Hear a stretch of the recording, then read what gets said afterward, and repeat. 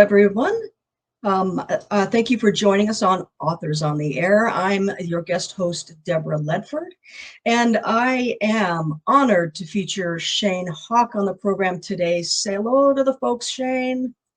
Dos, dos. Great to see you. Okay, so let's just jump right into this. Okay. You are the co-editor and a contributing writer of the massively, wonderfully received internationally best-selling author or anthology Never Whistle at Night. Yeah. How many weeks on the best-selling list now? 56 so far. We'll find out if Yeah, it's 57 this Wednesday. it's like over a year, and it's so spectacular, and it's so beautifully Thank you. produced, and it's just so great. Um, so my program for Others on the Air primarily focus on Native American and Indigenous authors and the stories um, that we tell as fellow Native Americans. Now this collection it is exclusively written by Native Americans and Indigenous writers. So first of Yeah, all, thank you for giving them this beautifully produced platform. Um, yeah, I of mean, course. it's so special because there still to this day there are so few of us that are being published and featured and Mm. highlighted. It's getting better and better, of course, absolutely. But I mean, you get half of these are first time writers, isn't that right? Um, Not exactly first time writers, but half of them Okay, were accepted from an open call. okay, I believe one of them was their first published story ever. nice. Hunger. Yeah, great story. Hmm. Well, I'm thrilled that you're joining us to talk about short stories and other things, uh, Oh, but first and foremost to highlight your anthology. I love this format of fiction. I have mm, quite a few me too. published short stories, and I'm convinced that if by mastering the short format, uh, it helps. The structure helps now writers with the novel with the full length form. You want to talk a little bit about maybe the differential between those two formats? Yeah, I think short stories are a great way for emerging writers to get discovered. That's why I think a lot of writers, when they're first starting their career, try to get published in journals, magazines, anthologies, things like that. Even, in the modern world, blogs, anywhere that will take our little fiction pieces. Right. um, and I think it's, the time commitment is a lot more brief than say investing into writing a novel. Mhm. Myself, I haven't written a full novel yet. I'm still plugging away at my debut myself. With a newborn and everything, it's really hard to do. Right. But Right. yeah, but I think the difference between the two, with novels, you could really expand. I think I've seen so many short stories become full length novels, or at least novellas. So I think someone, may start with like a nugget of an idea that they can expound upon, especially when readers, come to you and say, "Hey, I really loved your short story, but I really want to know what happens to Max. I really need to Right. know what happens to the baby," or things like that. And then I won't say, but one of the, or actually a couple of the authors that submitted stories to Never Whistle at Night, they now have novel length versions of their Never Whistle story. And so Nice. the story kept going in their head and they had to expand on it.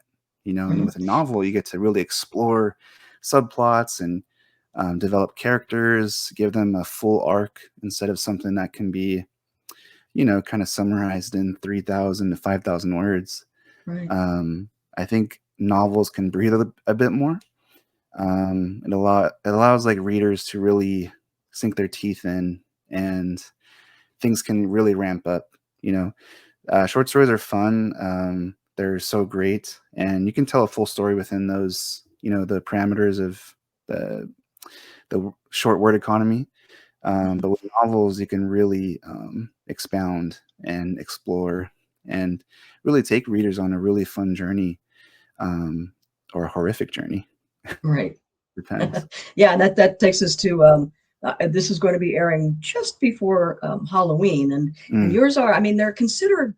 It's considered a thriller collection, right? mm, I and yet I think the real life possibilities and potentials are it's far more scary than the slasher, blood spurting everywhere. Not that right. there is some blood that spurts, but but it's for the love of the story, uh, Yeah. and I know novelists who are flat out, I cannot and will not write a short story. I don't know how to do it. But I mean, like as you mentioned, I mean, think of your own novel and giving a snippet of a particular character, so forth and so on. There's a Hmm. beginning, middle, and an end, and Yeah. so that's kind of what I advise to writers who are thinking about dipping their toes in. Do you have any suggestions for those that are just starting out? Hmm. I mean, there's so many things. If you're just starting out, I think one thing that really sounds like a broken record at this point. Maybe not to those that don't really listen to a lot of literary podcasts and things, but read widely. I think a lot Yeah. of newbies, if you want to call them that, or emerging writers, those that really want to become what is a writer, um, they have to read widely instead of being, you know, kind of pigeonholed to, hey, I want to be a mystery writer. I'm only going to read mystery Right. writers and books and Right. novels, short stories. I think if you start, delving into other genres or even nonfiction or literary, you really expand your, I don't know, your color palette. Mm, You have more tools in your tool shed, um, instead of just, you know, the familiar tropes of whatever genre that you're in. They mostly all follow the same, kind of patterns. Some right. things are flipped, some things are changed. There's, there's random things thrown in there. But I think if Right. you really read outside of your genre, Mhm. I think you'll see a lot of things to borrow from other writers that might approach something differently that you can even borrow, adapt, make it your own. That's one of the first things I tell my students. I teach high school, and a lot of them, see the success of Never Whistle at Night. They see me, on podcasts and shows like this, Mhm. Right. and they say, Mr. Hawk, I want to be a writer too. What should I do? I say, do you read? No. Well, that's where you start. And don't just stay in that one genre that you love. Read outside of it, read outside your comfort zone. Um, and then I would say, don't just read the highly rated novels. Mhm. Don't just seek the ones that have, close to 5 stars across the board and are classics. Definitely read them, but also try to read ones that are not seen as great, Yeah. maybe, And because you can also, learn. Yeah, what were yeah, you gonna say? also debut authors. Yeah, Those are being first published, so you're familiar with what the industry is accepting, at least yep, at the time. Of course, it takes hmm, a year to 2 years to actually get a book published, but yeah, um, but those are really great to follow too. And I agree. I mean, it's when working on a first draft, I highly suggest not reading the genre that you're writing in. mm, Just so you yeah, don't have the temptation to kind of slip into that particular type of voice or yeah, tone or mood. You want to stay with your own authentic voice. yeah. I agree. And I think, not to disparage any writers in the world, but there are some that you might not be your thing. But I think something that pushed me to become a writer was reading some things that made me question, how did this get published? And it kind of gives you a little bit more confidence, even though imposter syndrome will definitely be a thing in your life. Mhm. Um, Once you read, widely and, you know, uh, a range of quality, spectrum of quality, you start to see what not to do, what to avoid. I think it's really good to reflect after you read any novel. What didn't work for me in my opinion, you Mm, know, or what really worked in this one that I can like take a little snippet from and put it into my mm, own work. mm, And if you constantly do that, it might take the fun out of reading for a bit. As an editor, as a teacher, it's hard not to read, a book without being super critical yes. and seeing it from like behind the scenes, like, oh, it looks like they mishmashed like two novellas together to sell it as a novel, and I can kind of see the seam splitting, or things like that. Um, and I don't know, try to find a good balance of trying to be critical for your own sake, um, and never disparage any writers, online or in Right. public or anything. No one needs that.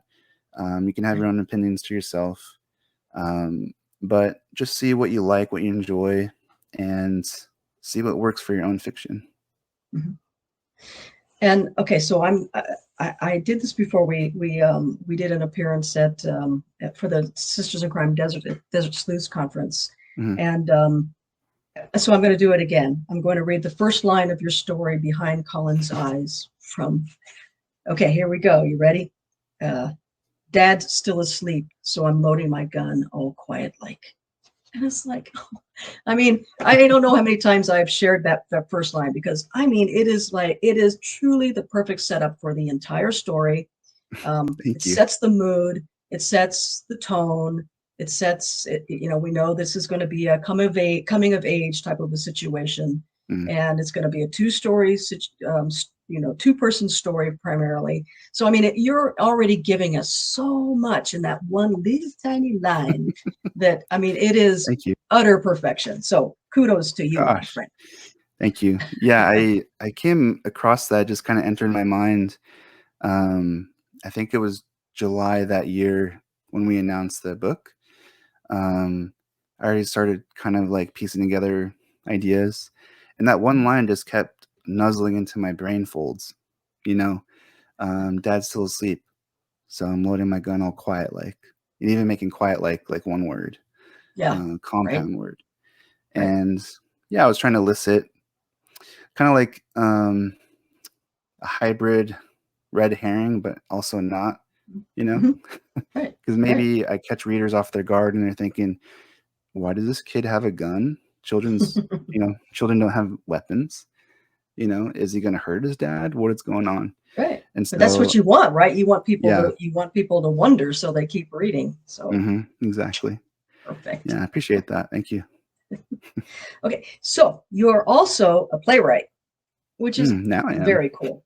Yeah, now you are. Very, very cool. So The Land Has Spoken is the Mm, title, right? You want to give yeah, us a little bit about what that's about and where it came from?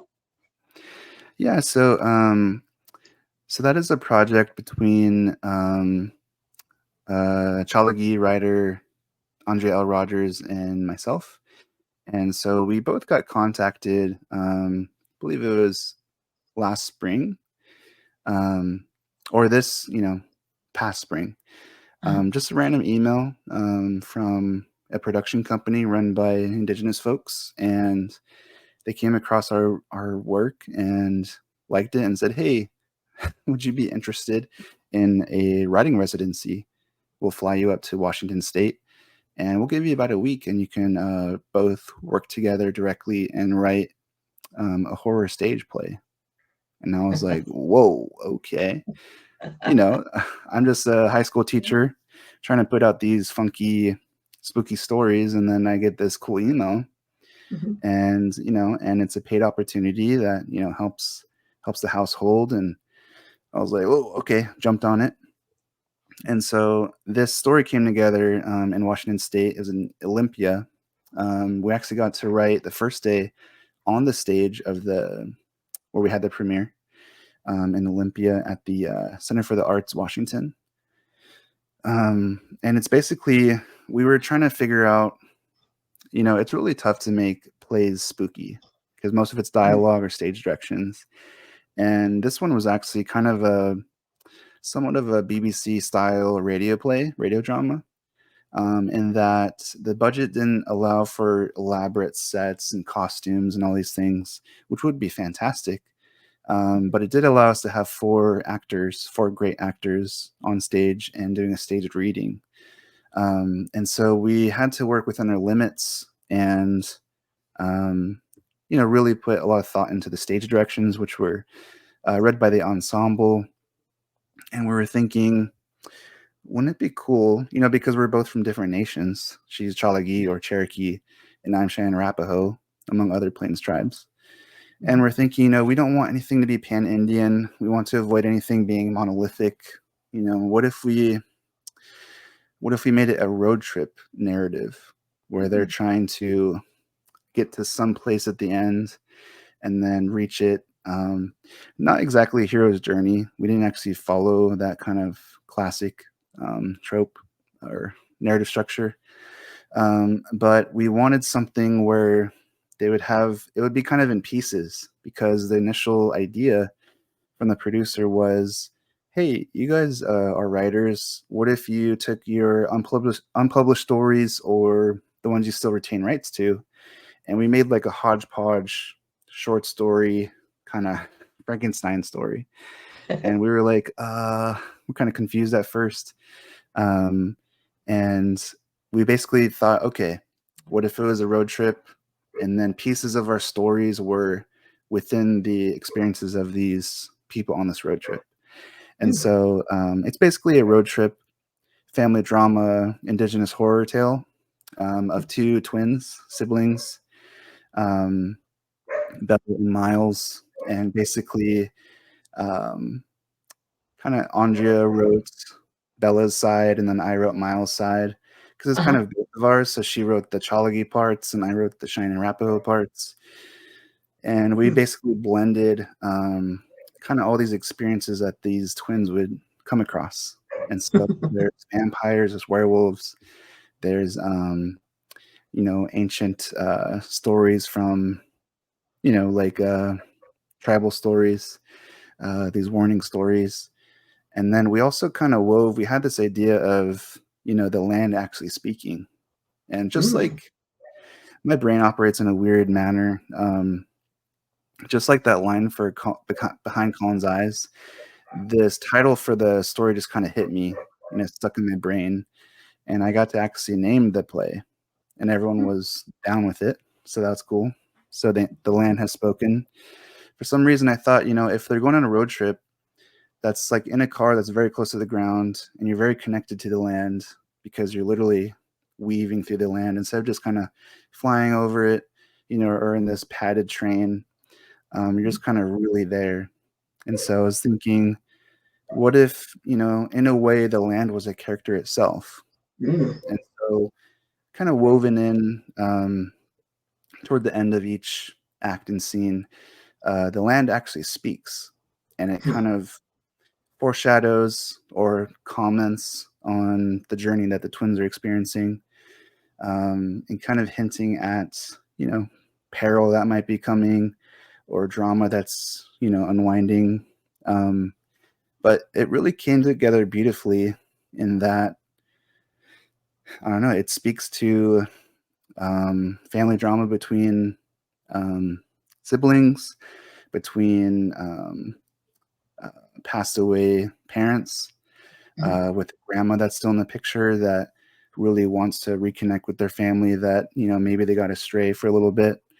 And just kind of having the family come back together after a major loss, which I've experienced in my life, and I think Andrea has too, and a lot of other people. So we were trying to meld together all these different things and made this, like, I don't know, pretty cool Frankenstein story out of all of our experiences, borrowed a little bit from Anoka, my first horror collection.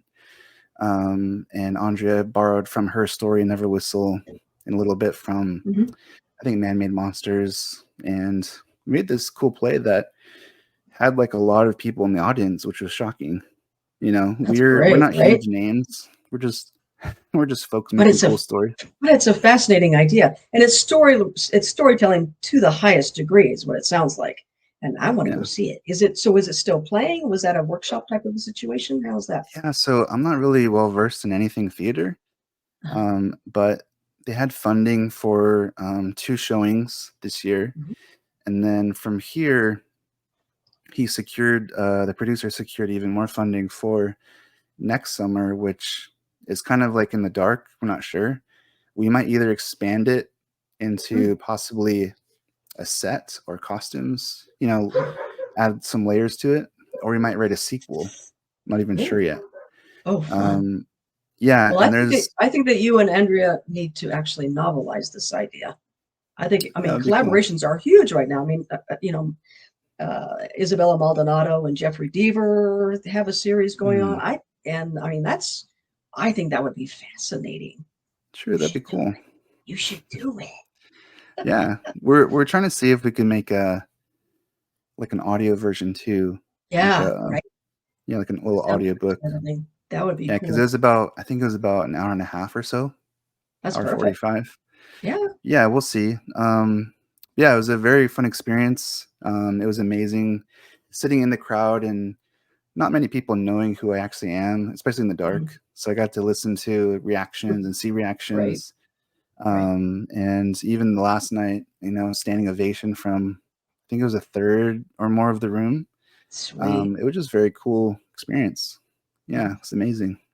Well, that's great, and I just love it. So, we're closing up on our time here, but Mm, I want everyone to go out and get Never Whistle at Night. And now there's an open call for writers yes. for volume two. Correct? You want to give a little bit of idea about that?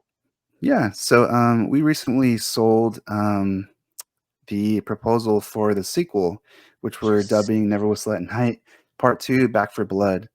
And what's Nice. different about this one, thank you, is we're going full board horror. The first one, Mm, we kind of went with the dark fiction moniker where we're exploring the human condition through melancholic, grief stricken stories, mhm. really delving into the dark. And which I still love all the stories, but we've noticed a lot of the reviews are like, I love these, but I wanted more visceral horror, which you Got it. only get in maybe a handful of stories from Never Whistle at Night. Those are Right. the more supernatural based stories, the ones with a little bit more blood in them, a little more frights. And so we kind of felt this feedback, and I'm a horror guy at heart. And so the second one is going to be pretty much all horror. So Nice. we have a open call right now. We opened it, uh, a couple months ago. So it ends December 1st. So it's still open. You can go to indigenoushorror.com and it goes straight to our web portal where it has the guidelines, everything we need you to do, and how to submit it. And And it's it's a only pretty open cool system. to natives and indigenous writers, right? Yep. So, let's keep those opportunities going. We really Yeah. do appreciate it. Yeah. Let me just ask. It's been a fascinating conversation. I could talk to you all night. Likewise. So tell us where we can find you online, and do you have any other upcoming appearances coming? I mean, ShaneHawk.com is always there. I'm still paying for it. um, as a social media, you never know who's gonna, make this one site tank or not. I'm on all of them pretty much because I want to boost this book in the open call all the time. But yeah, ShaneHawk.com, it has links to all my social media. I'm on all of the main ones. And I don't know. I mean, future appearances. I just was on the CBC. And on the show Unreserved. So that just came out today. Mm, Um, nice. yeah, so that's pretty neat. Other than that, I don't think I have anything planned. I'm going to be on the Barnes and Noble Instagram this week, I think, which is kind of cool. And then I'm going to do a writing residency in Banff. I got asked to Oh, be faculty for a 2-week horror writing residency. jealous. Oh, that's going to be Yeah, great. Oh, yeah, it's going to congratulations. be cool. Thank you. And I'm serving alongside Sri Demeline and Mm, um, yeah, Jessica Johns. So it's going to be a really good time. I think I've never yeah. been to Banff. So yeah, I guess Oh, that would be my next appearance, although it's like way over there. Yeah. So Take a coat. yeah, definitely. California boy. Yeah, All that's right, me. Shane. Well, thank you so much, everybody. Never whistle at Oh, night. We really appreciate it. Thank you, my friend. All right. Thanks, thank you. everybody. We'll see you next time. Thanks for watching.